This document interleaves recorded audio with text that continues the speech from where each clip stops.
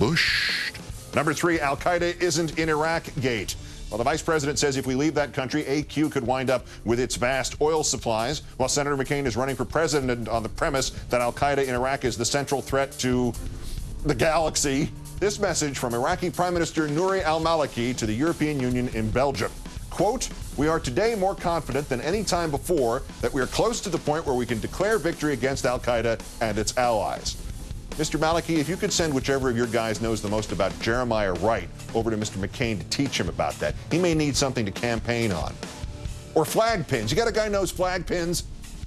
Number 2, support the troops gate, Part A.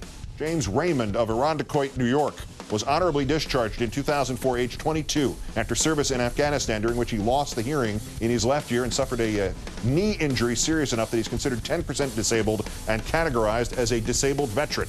So naturally, Raymond has received orders to report to Fort Benning a month from tomorrow and then to Iraq in September. You're calling back the literally disabled vets. Who's next? The dead? And number 1, support the troop gates, Part B. The story of Jason Hubbard of Clovis, California. His younger brother was killed in Ramadi in 2004.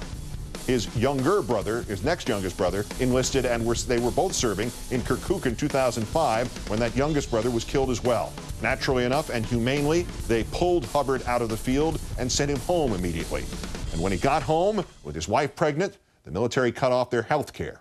The military said it would no longer pay the $40,000 in educational subsidies it had promised him. And it demanded that he repay $6,000 out of the enlistment bonus it had given him.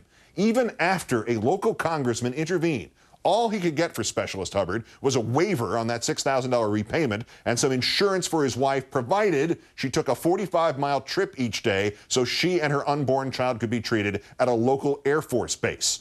A bipartisan bill named after the Hubbard brothers would specifically exempt soul survivors from such bean-counting, inhumane treatment. But right now, this is how our presidential administration treats those soul survivors. This is how our presidential administration nickels and dimes our heroes while handing the keys to the mint to Halliburton and Blackwater. This is how our presidential administration supports the troops.